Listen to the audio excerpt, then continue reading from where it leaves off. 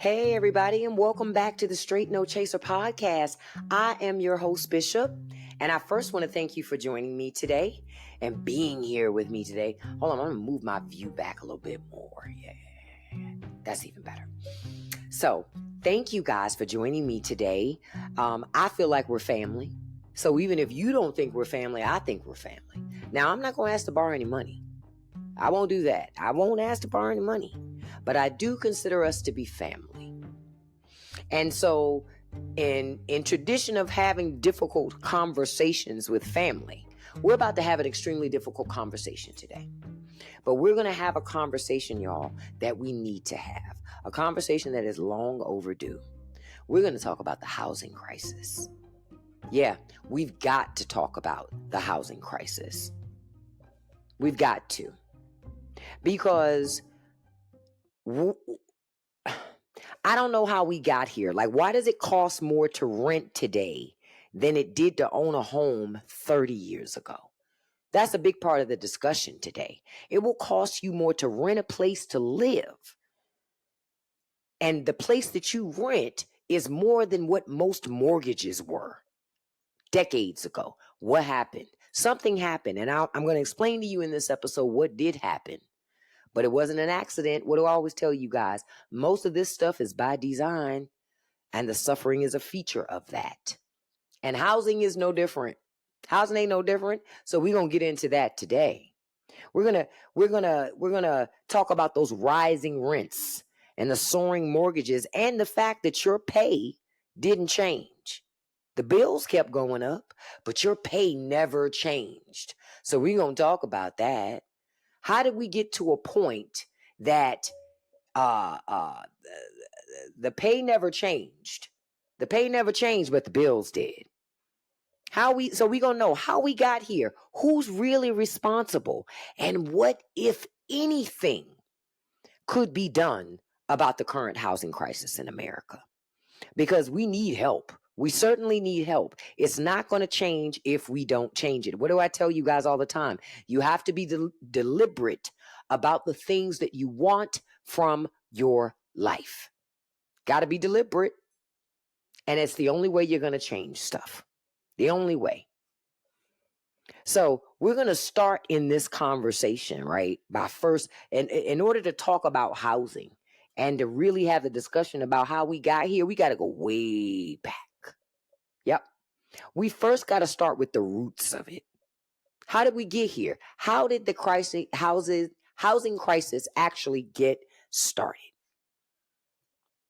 Like I said, it wasn't an accident. Because like in the 50s and the 70s, a single income could support an entire family, could support an entire household to afford a home. From the 1950s to 70s, right? For most of America, they could afford a home, right? On one salary. Both of them didn't need to necessarily work, right?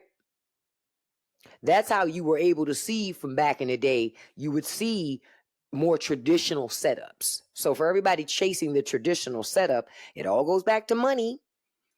Traditional setups have to be affordable. So back in the day, through the 1950s and 70s, one person could support a single household, could support everybody in that house. You could buy a house or you could rent an apartment, whatever you wanted to do. But things changed, as they always do. Things changed. The 80s showed up, 1980s. And what happened in the 80s? Deregulation. Yeah, I know you've heard that word before. Because politicians love deregulation. But you're going to see how deregulation messed up your housing market. Because you have deregulation, you had the rise of real estate speculation, and the birth of mass gentrification. You had a trifecta. And so all those things together, you're gonna keep raising prices slowly over time. And in the beginning, people will adjust and they'll do what they need to do. But eventually you can't adjust, baby, because ain't enough money for that. There isn't always enough money to do those things. This is why I say deregulation isn't always a good thing. So you got the deregulation, you got the real estate speculation market, and then on top of that, you have gentrification.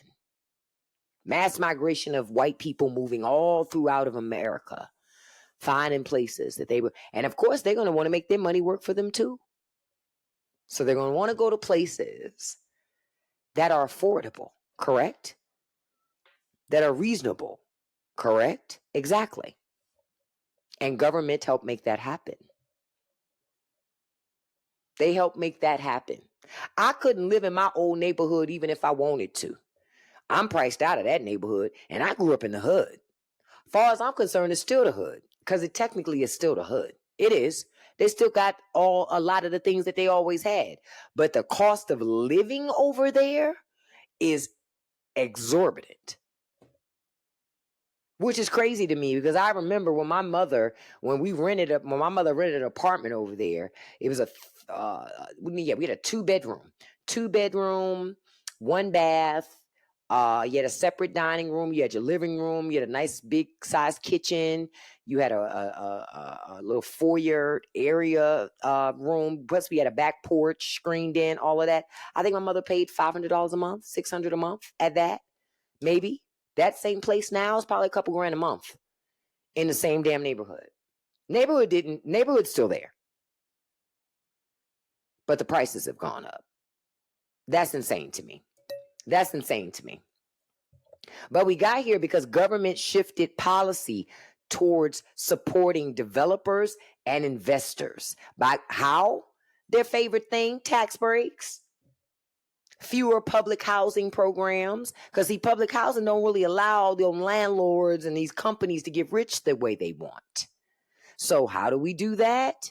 We do that by working in tandem with government, and because they're going to give us tax breaks, they're going to give us other things to encourage us to build, and rent and sell. Even if the people can't afford it, that's irrelevant, right? Because the goal is about making money. And I know we started to feel the pinches, some of us in the 80s. We started to feel, but you were still able to function. The key is you were still able to function, right? But by the time those 2000s hit, baby, you were starting to feel it, right? Because that housing bubble burst. Remember, at one time, everybody and their mama was able to buy a house. Able to buy, and people were buying homes and refinancing their home in the same day. I knew people that did this. Bought a home on Tuesday, refinanced on Thursday. What? How could you possibly have $60,000 worth of equity in that house? You just bought it. You haven't even moved in it yet. But the market and the environment created a space for people to do that, right? But then when that housing bubble came along, that bubble popped. So all those people who had more home than they could really afford, a lot of people who should have never had a mortgage, balloon pop. But but we did recover, right? But the rents and the home mortgages recovered. The wages didn't. Y'all just didn't notice it. Your wages have been stagnant for a long time. Check out the other Straight No Chaser podcast episode where I talk about wages.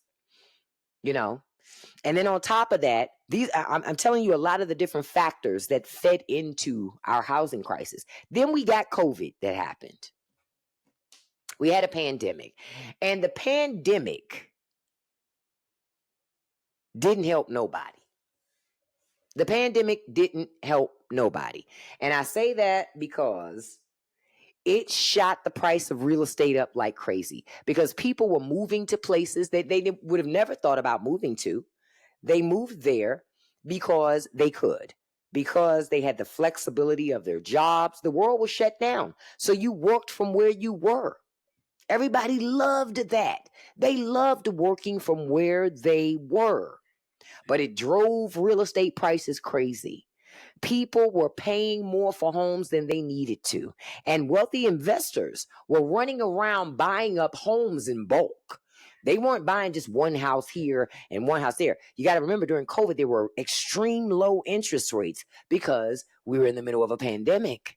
So what do investors do? Buy things in pockets, bulk, so they can make money. They're willing to hold out and wait for the long-term gain. And that's what they did. Because in buying up everything, the investors created this artificial scarcity. That's what they did, where it was hard to find a house. It wasn't really hard. It was just that the investors bought everything up. It was just that the investors bought everything up. So in all of this, you've heard, we started from the 50s, where things are affordable, where one person in the family could handle things and get it done. So by the time we got to COVID, folks are struggling to hang on, and investors are buying up everything. That's not okay. And that happened because we weren't keeping our eye on what was happening. We took our eyes off the focus. We took our eyes off the ball. That's what happened. Yeah, that's what happened.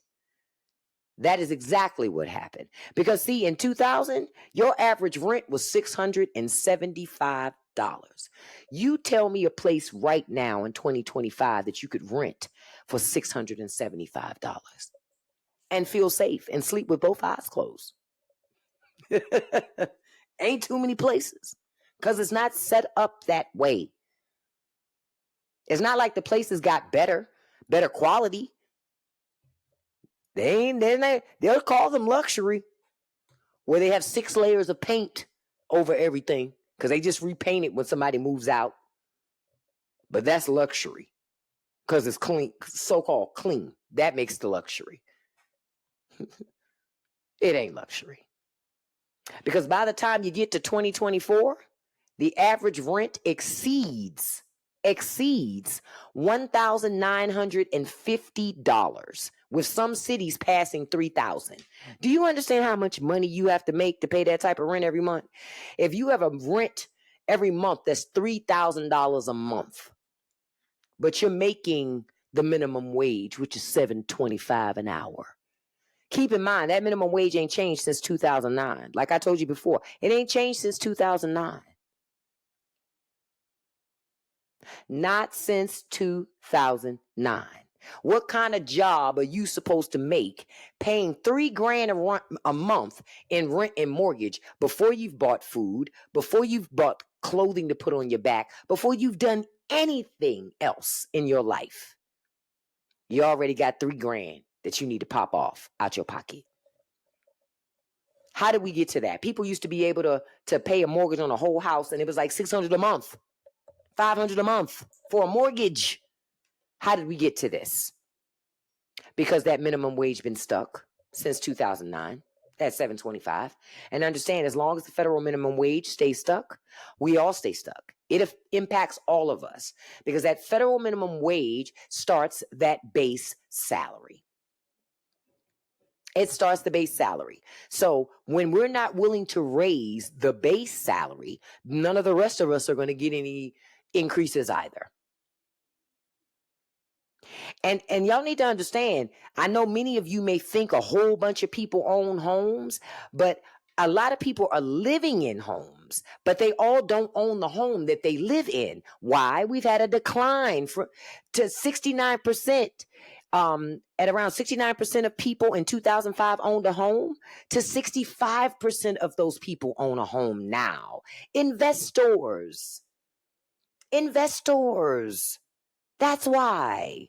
Communities are made up of a whole bunch of investment companies that are buying up properties and then re-renting them. They're just renting them out. You can't own anything. And then 1 in 4 renters spend over 50% of their income on housing. Imagine. I don't even have to tell you guys to imagine. You know how it feels to spend over half of your income on just having a place to live, and it's not even a fancy place to live. It's your bare necessities. How did we get to this? Investors and government working together hand in hand. Hand in hand. Because I'm about to get into who's profiting. Who's profiting? Because there are lots of people who are profiting off of our suffering and tearing up our neighborhoods just to buy stuff to put in their investment portfolio. I don't know about you, but I'm tired of things that I want to own or things that I want to have be a part of their investment portfolio. So therefore, I can't have access. How did we get here? About to go into that. Because I know you're thinking that. That's the rhetorical question. What the hell? How did we get here? I'm going to tell you how we got here. Corporate landlords is how we got here, because that's who's profiting from it. Your landlord tends to not really be a person. Remember back in the day where your landlord would be, Mr. Jimmy owns this apartment building, or Miss Mabel owns this apartment. Man, you're paying your rent to her or to him. Not now. Now it's owned by complete corporations like BlackRock, Invitation Homes. Those are the people, or the corporations. And I say people because the Supreme Court has said corporations are people too. Ridiculous. But BlackRock and Invitation Homes, they buy up tens and thousands of homes every day. And they always got enough money to outbid you or me. You ain't gonna never outbid no damn BlackRock. Come on, they got long money. So you're gonna lose every time. So they're gonna win, they're gonna buy the house, and then they're gonna rent it back out to you. And then you're gonna pay more every month on that rent than you would have paid on mortgage anyway. But that's what it's designed for. It's designed for corporations and entities to win. It's not set up for us to win anymore. It's not set up for normal, regular, working class people to win anymore. Who's fighting for us? I don't know.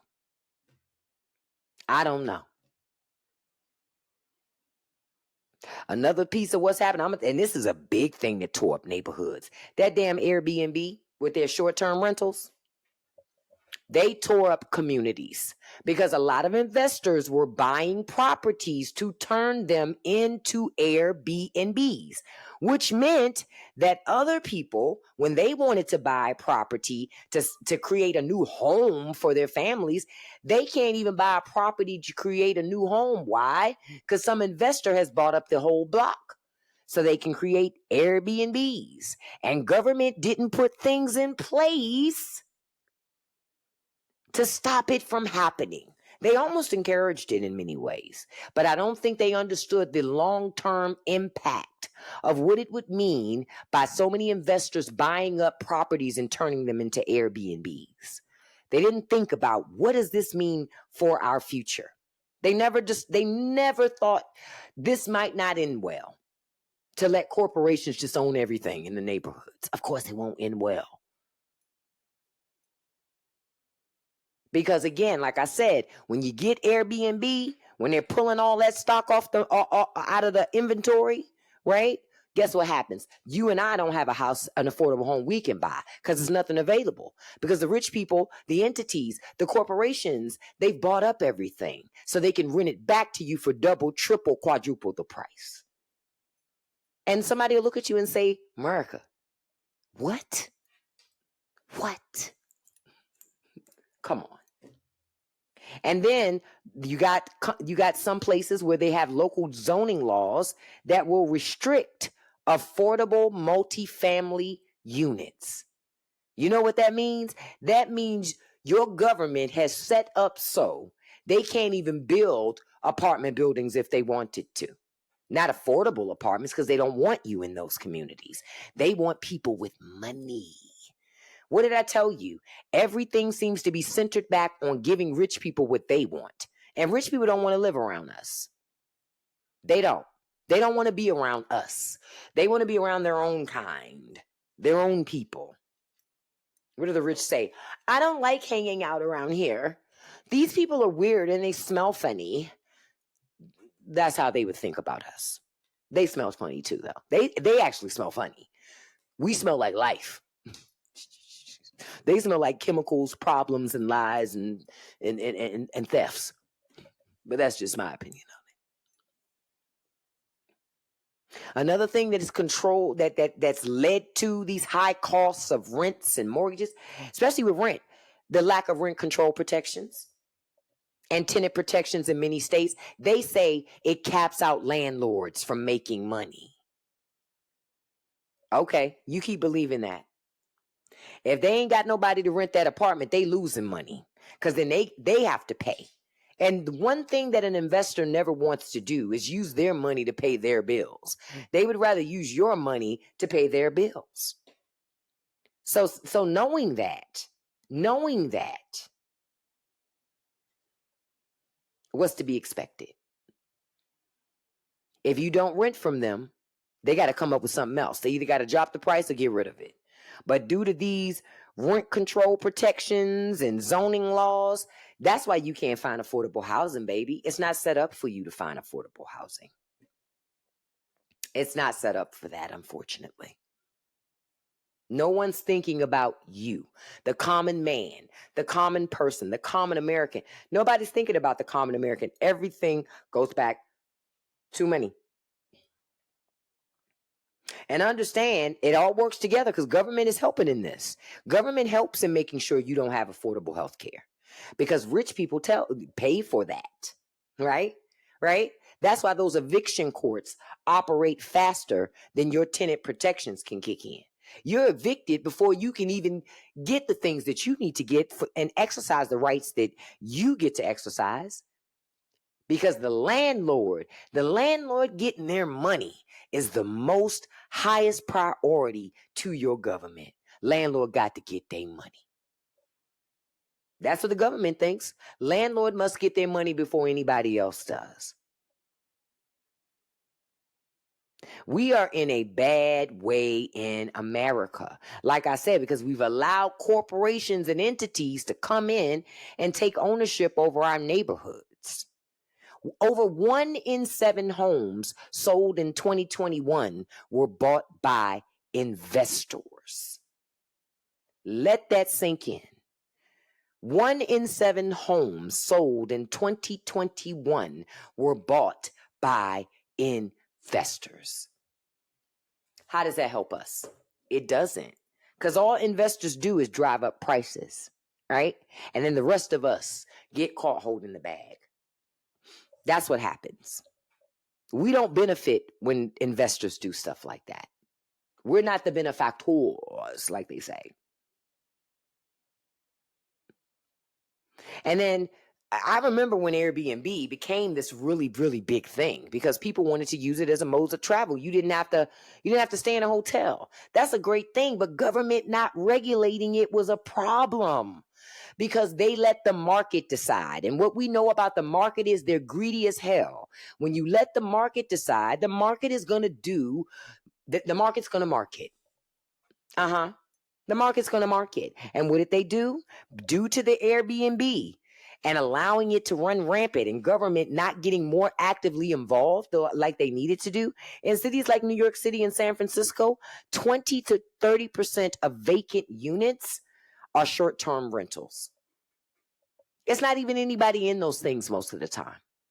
And now with the recession happening, who you think traveling all like that? That's going to stay in an Airbnb. Rich people ain't staying in no fucking Airbnb. Get out of here. Come on. Rich people aren't staying in an Airbnb. They don't need to. They either have vacation homes or they're going to stay in some nice hotel or they're going to stay in a Verbo. You know, something that's going to cost them a little bit of money, a little piece of change. They're not going to stay in an Airbnb. They're just not going to do it. Period. So that's why I go, who is all of this for? Because the people that would have taken the travel are going to be squeezed in this economy. So they ain't looking for an Airbnb. They have no desire for that. None. And understand, these corporate landlords, they own over 350,000 rental homes in the United States. You got that? These investors own over 350,000 rental homes in America. That's why you can't find an affordable house. That's why. And even if you wanted to buy it off of them, they got enough money, these corporations, to sit on these properties and not do anything with them. They don't have to. They don't have to. They have enough money and resources that they can let those properties sit there. Yep, even unoccupied. They can still make money with them, even unoccupied. That's what I need y'all to understand. Because if you think because they're empty, they're not going to make money, you thought wrong. Yeah, you thought wrong. If you think for 1 second they're going to stay empty and they're going to go broke, they're not going to go broke. They write that stuff off. They write that stuff off. This is what I've been trying to tell you. Look, I got my handy dandy fan. But they write that stuff off. They write it off because they can. The system's set up for government. Ooh, ooh, ooh, ooh. Look, I'm just making noise and making a mess. The system is set up. Government sets up the system for them to benefit. And they're going to benefit. They're all in it together. This is what I try to make clear to you guys. It's them against us. But it's more of us than it is of them. And we've given away our power to them out of fear. We're afraid to challenge the machine. They might not pay me. Well, guess what? They might not pay you even if you don't challenge them. That's the T. That is the T. These rich people, they set rules. They make the rules. They make the rules. So why are y'all playing by their rules? Because you can make your own rules too. This is why I tell people we got to start working together. Because rich people stand to gain a whole lot by creating a whole bunch of division amongst all of us. Because it's just creating division amongst us all. That's all it does. Create a lot of division and a lot of turmoil. We don't need that in our lives. But rich people love for us to be always at odds, always clashing. They love that. Because they benefit. It's a distraction designed to allow them to benefit. That's what it's made. That's what it's built for. And I know that some of you are already have been feeling the impacts of the housing crisis. Because if you got to move, finding affordable housing can be next to nearly impossible. And this is also why a lot of people live in places that they haven't moved out of in decades. Why? Because they've got some affordable rent and they don't see the need to rock the boat and run to more expensive living situations. They don't see there's no need for that. There's no benefit in that. So they stay right there. Those are the buildings you're never getting into. Because those people figured out a long time ago, if I stay here, I'll be fine. I remember my first apartment was $425, all utilities included. It was a 1-bedroom, all utilities included. And back in the day for us, $425, that wasn't pricey. I mean, it wasn't pricey. It was decent. Actually, it was pretty cheap, but it was decent. It wasn't a perfect community, but it wasn't a horrible community at all. At all. Then I remember the next place, I think was $625, and it was a duplex apartment. We had 2 levels in that apartment. We even had our own washer and dryer. Or maybe it was $700, but it wasn't no $1,000, I can tell you that. Not even. And that was probably in 97. Yeah, it had to be about 97. So I'm sitting there and I'm going, we know what happened. Like we've been talking about it, the corporations and the zoning laws and stuff. But when you look up, because you're caught up in this web of the machine that I talk about all the time, you're just not paying attention to like how we got here. You're just trying to survive it. But it's by design. Like I say all the time, the survival is by design. They don't want to crush you and destroy you, but they want you suffering just enough that you're distracted enough that you just got to stay focused on survival. You cannot stay focused on change. Right. You can't implement change because you're just trying to survive. That's what they want. That's what they want. And that's what they've done. Because all of this has had a huge impact on each and every one of us. Everybody in the working class community has had a huge impact on us. Some working class families were just priced out of their neighborhoods. Even if they grew up in these neighborhoods, and even if they wanted to live in those neighborhoods, they can't afford it. It's like I told y'all, the community that I grew up in, that was a hood, but it's been gentrified. I can't even afford to live in that community now. And I make great money, but I can't afford to live over there where those yuppies live. I can't afford that. Those people got big, big money. Those people got money that their parents gave them for down payments. That's not my story. You know what I mean? So I couldn't even go back to the neighborhood that I couldn't go back to any of the neighborhoods that I grew up in now that I think about it. Because I've been priced out of those neighborhoods by people with a lot more money and a lot more resources. You know, and then they come into those neighborhoods and they make a lot of the things better that we always wanted to make better, but the machine didn't want you to, so they blocked that. But then now you can't get in those communities and enjoy none of that. That's all on purpose. That's all by design. None of that's an accident. That shit's all by design. All of it. It always is. It always is. Because I know there were certain communities that, like, for example, one of my grandmothers, her home is still in the city. The family still has it. The family hasn't sold it, but them people chasing. Those people want that property. That's prime real estate property in the city, down the street from the metro, in a great neighborhood, next to a big field. Oh, they want that property bad. They want that property bad, darling. But they ain't getting it. Because all they're going to do is come through and change the entire neighborhood. Investors take the charm away from neighborhoods. Did y'all notice that? They really do take the charm away. They really do take the charm away. Because you can't have a charming neighborhood run by corporations. Corporations are going to want everything to look the same, act the same, be the same. No, we're not all the same. I don't want to live in a Stepford wife community. That's not my idea of progress. You know what I mean? I don't want to do that. But that's what our communities have turned into because of these corporations and investors.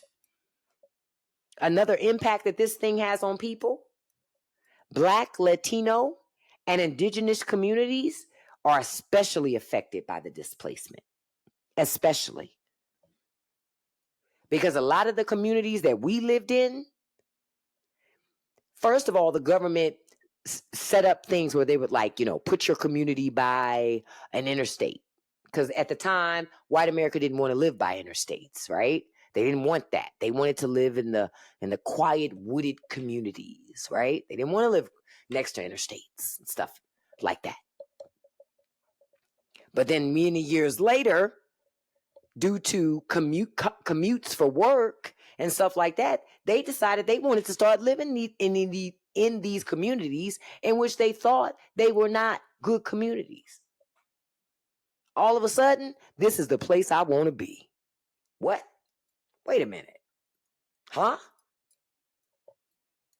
And then as they come in, the prices slowly start to rise. And before you know it, you and your family are having conversations about, can we really continue to live here? They love when we have those, when they love when we have to have those types of conversations, because they know that that means that whatever work, I saw this happen when I was growing up, right? I think I was in about 7th grade, and I lived in the city, and my block, it was a community. Everybody knew everybody. We didn't like everything that everybody did in the community, but that's what happens when you live in a community. You won't like everything that everybody does. And during this time in the community, in the like 80s and 90s, drugs was really hitting hard to inner city communities, but not just inner city communities, because drugs was also a problem in the Midwest, all those areas, but they don't ever want to talk about that. But anyway, whatever. So drugs were a huge problem in the inner city community. And I remember that at first in my community, it was just people that looked like me and Latinos and other, people of color. Fast forward a couple years later, you see one white person show up, then 3, then 6, then 12. Before you know it, the prices start to slowly rise. But then that's when you can see that the neighborhood is starting to change. They're trying to price you out of it. They're trying to push you out of that community, so you can't be there. So that's why I said I've seen this happen before. I saw this as a child with my own eyes. And for me, as a Black person in America, that is my symbol or my sign that gentrification is coming to a community.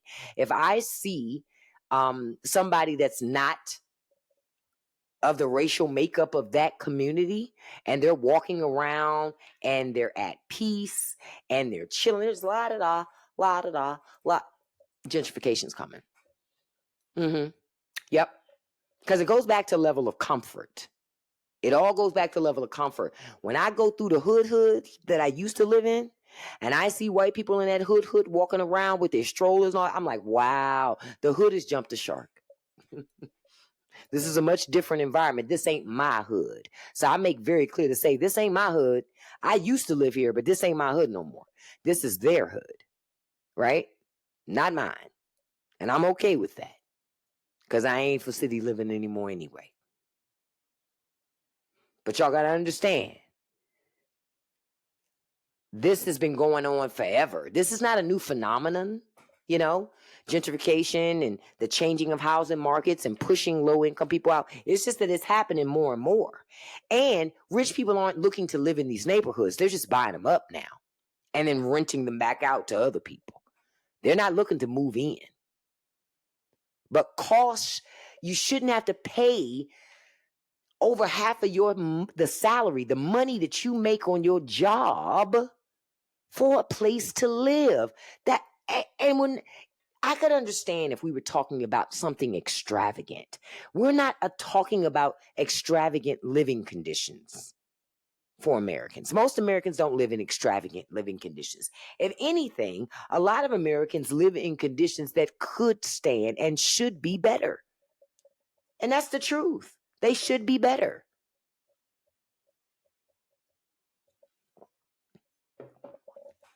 But instead, 50% of your paycheck is going to your housing. That's why everybody's concerned. That I'm in the same boat. So much of my pay goes to mortgage. It's like, what? And keep in mind, so to the people who say, well, then why would you buy so much house? I didn't. We didn't. When we started off, I think the mortgage was like $1,300. We're now almost at $3,000. Why? Property taxes. What did I tell you before? Investors come into neighborhoods, they bought up properties extremely cheap, right? And they come into neighborhoods, they buy up properties extremely cheap, and then once they buy up those properties, it's going to cause your property taxes to go up. We pay for their greed. They don't. We pay for it. That's why I don't like them in our communities. That's why I don't watch the home renovation shows online with the investors buying a home and then renovating it and checking the comps. I don't watch that stuff. Those are people coming into communities, tearing up communities. I'm not going to watch that. I am not going to watch you destroy a community just so you can make money, because it's not like they're making great changes to these homes. good sound quality construction and choices. Nah, they trying to hurry up and get it done. Because the longer they wait to sell that house, the more money they lose. So they're working on a time crunch, baby. They don't care nothing about the impact, the long-term impact of what they've done with that house in that community, because they don't live in it. You got to live in these communities to understand who they are. And a lot of people don't want to do that. They don't want to do that. And see, understand, when you have a home, when you have something that you can pass on, that's where that intergenerational wealth comes into play. But working class Americans can't build that level of wealth anymore because they can't own anything. They have nothing to pass on to their children. And their descendants. They have nothing but bills. Because you can't own nothing. Not only do you not own a house, you don't own your music, you don't own your car, you don't own your phone. Think about it. The world is set up now to make you lease your life. But a home, a piece of land, is something that you can pass on to someone else. You know, sometimes I used to hear parents complain too about, my kids are still at home. Now they're not complaining because they know why their kids are still at home. Your kids are still at home because it's too expensive to be out there by themselves. It's too expensive. It is a jungle out there. It's terror out there. Especially when the costs just keep going up and up and up and up and up, and you can't even manage it. You can't manage it because it keeps changing every day. That's what these kids have run into. So of course they're going to be home. They can't start their lives. The system isn't set up for them to start their life. Because they don't make enough money. Or even if they did make enough to get in, the struggle that's required to keep it is like, just breathe. Because it's a huge struggle. A huge struggle for many. For many. And then when you don't have the money to get into a place, you're on the street. That's why we have so many homeless people in America. It goes back to the housing, affordable housing crisis. That's why we don't have enough places for people to live. It is more money to be made by keeping folks on the street than it is, because they're going to make money. What did I tell you? They're going to make money off that short-term rental, whether or not somebody's in it. So they don't care. They don't care. That's insane to me. You shouldn't have to work 2, 3, 4, 5 jobs to afford a place to live. That's ludicrous. But that is the new normal for many in many cities, in many states. You shouldn't have to do that. You shouldn't have to do that. Now, I told you I was going to address, is there a way out of this mess? Because we are so far gone in this housing crisis. Can we really get out, or are we trapped? I would say, yeah, there are some things we could do. The question is, are we brave enough to do them? That's the $100 million question, because we have a bravery issue, right? So the question is, are we brave enough to do it? We could do national rent control. But I guess it would, there's always going to be somebody come along and say, oh, but it's so unfair to the poor landlords. Don't become a fucking landlord. Boom, problem solved. Just don't become a landlord. If you don't want to provide affordable housing, don't become a landlord. Because you're not going to be able to rent everything you own to rich people. Okay? You're not. They need to build more affordable housing. Fix these zoning laws so that we can now have that, and include public and co-op models. But we need to be doing that. But see, a lot of times people with money, they don't want new buildings and new things coming to your neighborhood. So they block that. because the government gives them a right to public hearings. And they show up and make their voices heard. They know important people make their voices heard, okay? They make their voices heard. Not just seen, heard. Okay? We have got to restrict bulk corporate purchases of single family homes. Why does a corporation need to buy up an entire community? And how would that help the community? It doesn't. It just becomes another piece of the investment portfolio for that organization. But they don't give a damn about the community. We should care about the entities and the people that buy homes in the communities that we choose to live in, to raise our families in. But no more corporate bulk purchases of purchasing up an entire, planned community. No, I don't want to live in a community owned by Dole. I don't want to do that. I don't have any desire for that. But we're not getting choices. And as the American people, you should want a choice. We need to rezone things, like I told you earlier, to allow for duplexes, triplexes, and apartment housing in suburban areas.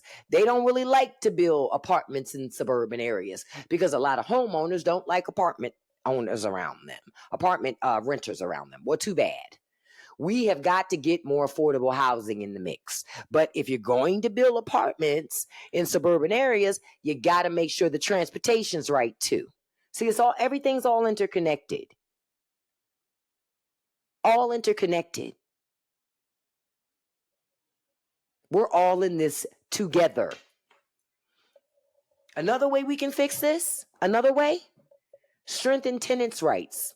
Stop making it so easy for these landlords to play with tenants. Because landlord, they right there at that court, right there at that eviction court, and that eviction court will boot you out so fast before you've even had a chance to have a discussion with anybody about how you can get right with your landlord. That's not okay. That is not okay. So there are things we can do. There are things that government can do because government helped to get us here. So there are things that can be done. The question is, who is willing to rise to the occasion to do those things? And I haven't seen that person yet. I'm waiting, but I haven't seen that person or entity yet. Because reform is going to be slow and resistance is going to be strong. That's to be expected. But pressure works. Pressure works. How do you create diamonds, folks? With pressure. So pressure would work for this too. Even though you might think it may not, it would. It would. Because see, housing ain't just about shelter. It's about dignity and stability. And when people with money stand in the way of your dignity and your stability, you should be offended. You should be offended. I want some of you to share some of your experiences with me in the comments about housing and what is costing you every month to live, whether you rent or whether you own. Like, how is it looking for you? Tag your local representatives, have them listen to this conversation and watch this conversation because they need to understand how pressed and tight we are as a society. Y'all squeezing us too tight. Y'all squeezing us too tight. Y'all need to learn how your local zoning and development works. I know where I'm at. If they're going to be building something or thinking about building something, they put up a zone sign, a hearing sign. Go to those damn hearings. Go to those hearings and make your voice heard. Because ultimately, that's how a lot of these corporations end up owning our entire neighborhoods. Because we're not being actively involved in protecting our neighborhood. Protect your neighborhood, people. Protect your neighborhood. Because we obviously haven't been doing a very good job at that. Maybe if we protected our neighborhoods better, these people wouldn't be able to come in and just take from us. Because I don't know about you, but I'm tired of it. I'm tired of it. So I can't wait to hear what some of you share with me in relation to what it's looked like for you in this crazy, housing market, whether you're buying, whether you're renting, whatever it is, how it's just been really tough and gets more and more tough. I told you how tough it is for me. Oh, it's tough. It's not an easy process. And I hope at some point it can get better before it gets worse. But I'm concerned and wondering if that's even possible at this point. That's what makes me wonder. Is it even possible? Because the people who have money are so daggone greedy. I don't think that they're willing to see it anyway, but the way that they already see it.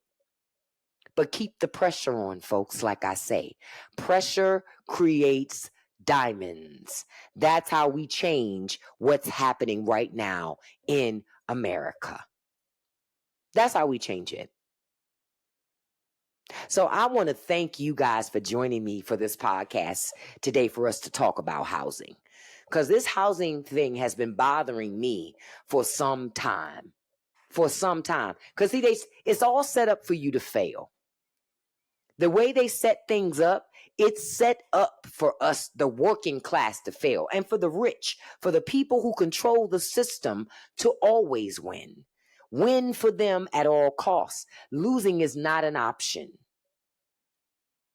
I'm done losing, and I know you are too. That's why I started this podcast, to give people the inside scoop on the game that gets played with us, that many of us don't pay attention to because we're caught up in trying to survive.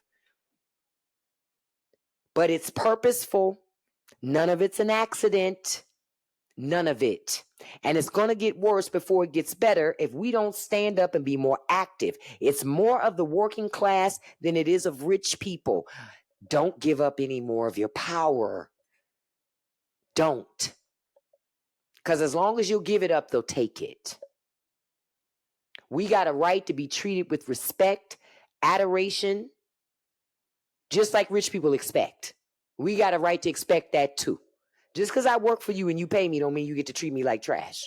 Doesn't mean I have to live in deplorable conditions. Doesn't mean I should have to spend 50% of my income on housing. I'm going to tell you who doesn't spend over 50% on their income on housing. Rich people. They don't. But they make sure that we do. Enough of that.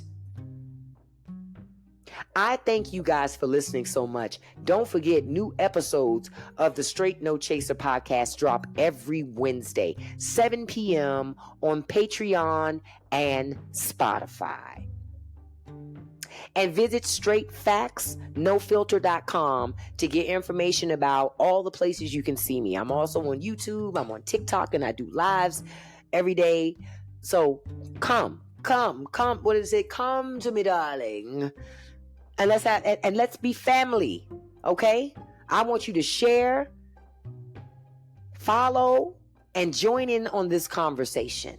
So I thank you guys so much, and ladies and gents, for being with me today. And I'm going to end this podcast the way I end all podcasts and events, right? Don't let nobody live rent-free in your head, baby. Don't feed the trolls, and you can accomplish anything. And I mean anything, because I know it. I know it's possible because I've done it myself. So I know you can too. You can accomplish anything you put your mind to as long as you stay consistent. I love you guys. And until the next episode of the Straight No Chaser podcast, peace. I'll see you next time.